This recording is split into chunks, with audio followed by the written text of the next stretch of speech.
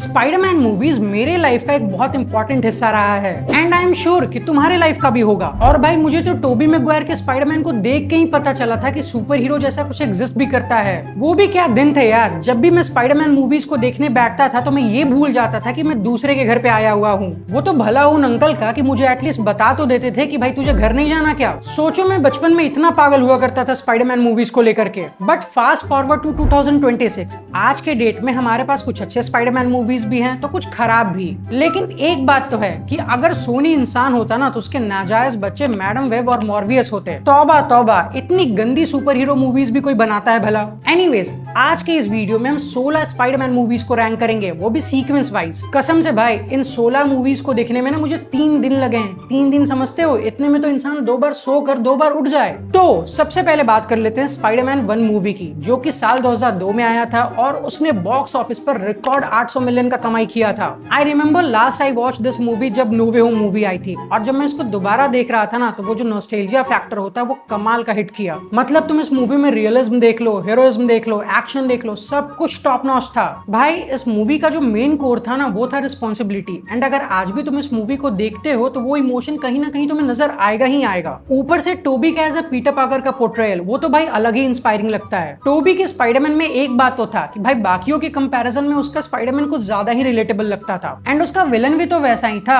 अगर आज भी कोई ग्रीन गॉब्लिन को देख ले तो उसका तो खड़े खड़े मुंह निकल जाए। मैं कहीं देता हूँ, विलियम डफो एज ग्रीन गॉब्लिन आज भी काफी ज्यादा अंडररेटेड है। आई गेस ये मूवी हर एंगल से परफेक्ट थी, चाहे स्पाइडर का पीटर को काटना हो, चाहे अंकल बेन का वो फेमस लाइन ही क्यों ना हो। Remember, with great power comes great responsibility.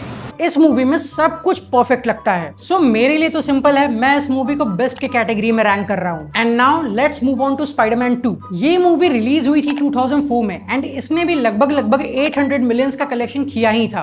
और भाई स्पाइडरमैन 2 के तो क्या ही कहने। अगर तुमको स्पाइडरमैन 1 बेस्ट लग रहा था तो ये तो बेस्ट से भी ऊपर वाली चीज है। Basically Spiderman 2 is all about acceptance and balancing. इस मूवी में तुम देखते हो कि पीटर को कितना स्ट्रगल करना पड़ता है स्पाइडरमैन और पीटर पार्कर के लाइफ के बीच में बैलेंस बनाने में। एक पॉइंट पे तो भाई पीटर अपना स्पाइडरमैन वाला पावर ही खो देता है। ये मूवी इतना डिस्टर्बिंग है ना कि तुम्हें भी रियलाइज हो जाएगा कि पीटर के लिए स्पाइडरमैन का पावर किसी श्राप से कम नहीं है। एंड कहीं ना कहीं ये मूवी ना तुम्हें कॉमिक्स वाली वाइब देगा। इवन जो डॉक्टर ऑक्टेवियस का आर्क है वो समहाउ सिमिलर लगता है पीटर के आर्क से। बेचारा कहाँ अच्छा करने जा रहा था और एक ही पल में उसकी पूरी दुनिया ही खत्म हो गई। एंड भाई इस मूवी के एक्शन सीन्स, मतलब 2004 के हिसाब से तो ये एंड्रू गारफील्ड के स्पाइडरमैन को भी पीछे छोड़ देता है। मतलब मुझे एक चीज बताओ जो तुमको इस मूवी में खराब लगा हो। For me this is the greatest live action Spiderman movie ever made. So अगर मुझे रैंक करना हो तो मैं इस मूवी को एक नया कैटेगरी ही दे दूंगा, दी ग्रेटेस्ट का। और इसके पीछे का एक सिंपल रीजन है कि ये मूवी आज भी बहुत सारे सुपर हीरो मूवीज को इंस्पायर करती है। Now Spiderman 3।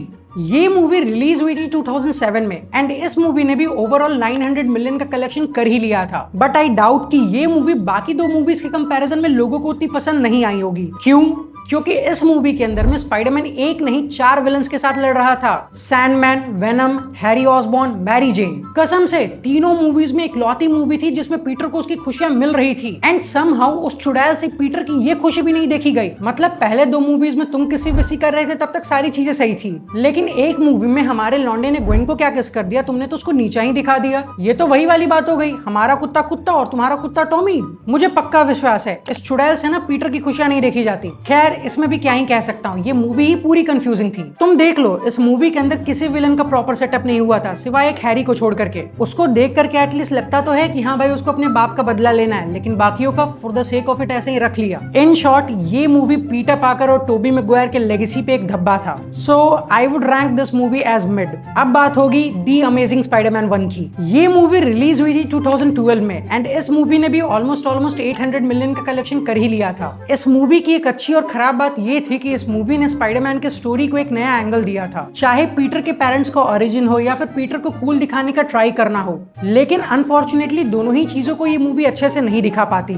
ये मूवी भी टोबी के स्पाइडरमैन की तरह तुमको एक ओरिजिन स्टोरी दिखाता है। एंड कोइंसिडेंटली इस मूवी में जो पीटर का दुश्मन होता है वो उसका उसका मेंटोर ही होता है। ऊपर से मूवी में जितने भी डेथ दिखाए गए हैं वो उतना कनेक्टेड फील नहीं करता है, चाहे कैप्टन स्टेसी हो या फिर अंकल बेन ही क्यों ना हो। लेकिन जो भी हो, इस मूवी के अंदर एक्शन सीन्स और वेब स्विंगिंग सीन्स तो काफी बढ़िया थे। पर्सनली बोलूं तो मेरा ठीक ठाक सा एक्सपीरियंस था, ना तो मूवी ज्यादा खराब थी ना तो बहुत बढ़िया थी। I will rank this movie in mid category. Now comes the amazing Spiderman 2। ये मूवी 2014 में रिलीज हुई थी और इस मूवी ने अप्रॉक्स 700 मिलियन का कलेक्शन किया था। Honestly speaking this movie was quite fun और मुझे नहीं लगता कि इस मूवी में जैसे स्विंगिंग सीन्स दिखाए गए हैं वैसा किसी दूसरे स्पाइडरमैन मूवीज में दिखाया गया होगा। बट फिर वही वाली बात है कि इस मूवी का जो प्लॉट था वो स्पाइडरमैन 3 की तरह ही कंप्लीट मेस था। And by I mean it when I say this movie में कभी भी ग्रीन गॉब्लिन को इंक्लूड करना ही नहीं चाहिए था। खैर, इस मूवी में पीटर का कैरेक्टर कुछ ज्यादा ही कंफ्यूज रहता है, चाहे फिर वो अपने पेरेंट्स का आइडेंटिटी को लेकर के हो या फिर कैप्टन स्टेसी को किया हुआ प्रॉमिस। पूरे मूवी में वो चूज ही नहीं कर पाता कि उसको करना क्या है एंड इसी चक्कर में वो लास्ट में ग्वेन को भी खो देता है। आई वुड से कि एंड्रयू का स्पाइडरमैन बेस्ट था, लेकिन यार सोनी वालों को अच्छी चीजें हजम कहाँ होती है, सो कर दिया एंड्रयू के स्पाइडरमैन को बर्बाद।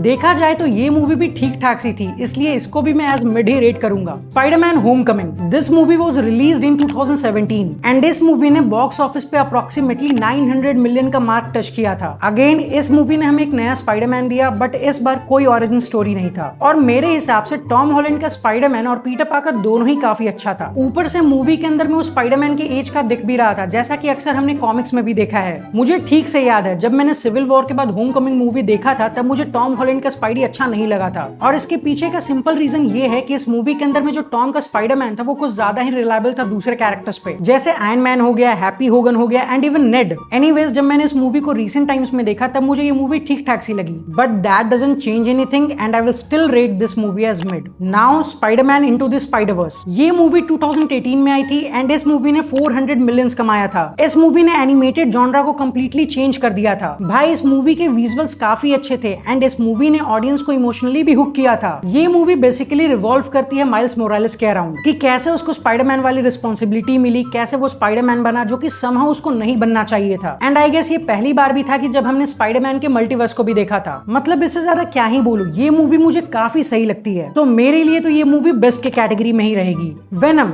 ये मूवी भी रिलीज हुई थी 2018 में एंड इस मूवी ने अप्रोक्सीमेटली 900 मिलियन का मार्क टच किया था बॉक्स ऑफिस पे। सो मेरे लिए तो वेनम मूवी काफी एवरेज थी और मैंने ये कभी भी एक्सपेक्ट नहीं किया था कि वेनम का कैरेक्टर इतना एंटी हीरो होगा। भाई, जो भी कॉमिक्स पढ़ता है या फिर जिसने भी स्पाइडरमैन 3 मूवी देखी है उसे पता होगा कि वेनम एक विलन है और यहाँ पे तो सोनी ने उसे स्ट्रेट अप एक एंटी हीरो ही बना दिया। लिटरली वेनम के डिक्शनरी में हीरो जैसा वर्ड एग्जिस्ट भी नहीं करता एंड वेनम विदाउट स्पाइडरमैन वो तो ऐसे भी बेकार है। आई मीन ऑलमोस्ट पूरे मूवी में वेनम का कैरेक्टर एक विलन बनने का ट्राई कर रहा था एंड लास्ट के 10 मिनट जब उस पे बात आई तब उसको दुनिया को बचा करके हीरो बनना है। Seriously, even though decent movie थी बट मैं इसे मिड में ही रखूंगा। Spiderman far from home. ये मूवी रिलीज हुई थी 2019 में एंड इस मूवी ने 1+ बिलियन का कमाई किया था। सो लेट्स बी ऑनेस्ट, काफी लोगों को ये मूवी अच्छी नहीं लगी थी बट मैं बोलूंगा कि मुझे ये मूवी पसंद है। तुम ही सोचो, इस मूवी में आने से पहले वो अपने मेंटोर को खो देता है, तो आखिर उसका मेंटल स्टेट क्या रहा होगा। आई मीन एक वेकेशन तो उसके लिए नेसेसरी था बट उसमें भी चीजें उसके अकॉर्डिंग नहीं जाती। सो आखिर बंदा क्या करे, दूसरे के ऊपर ट्रस्ट करने के अलावा कोई ऑप्शन था भी उसके पास एंड जब ट्रस्ट करने की गलती हो ही गई है तो नतीजा तो झेलना पड़ेगा ही। Typical comic book story you know. मुझे ब्रांड न्यू डे का तो नहीं पता बट टिल डेट ये टॉम हॉलैंड की बेस्ट स्पाइडरमैन मूवी थी,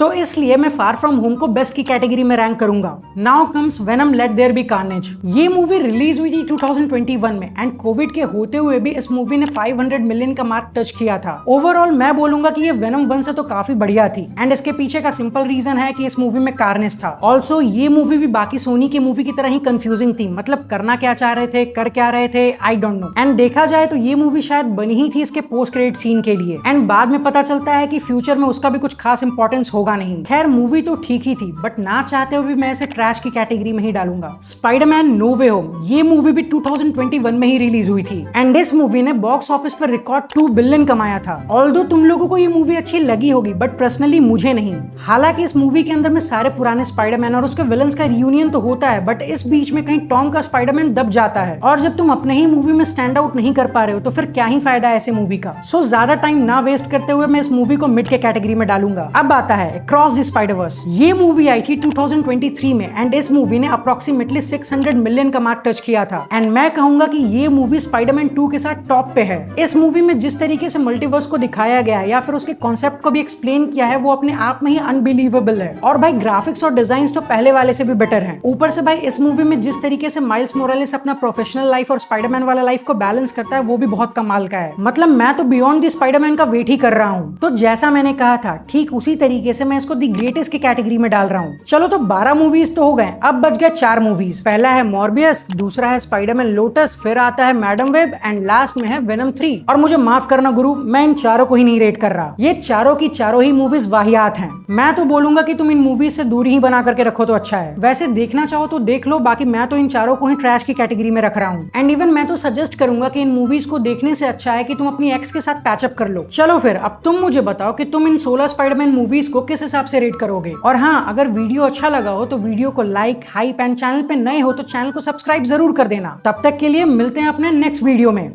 Oh, and in case I don't see you, good afternoon, good evening, and good night.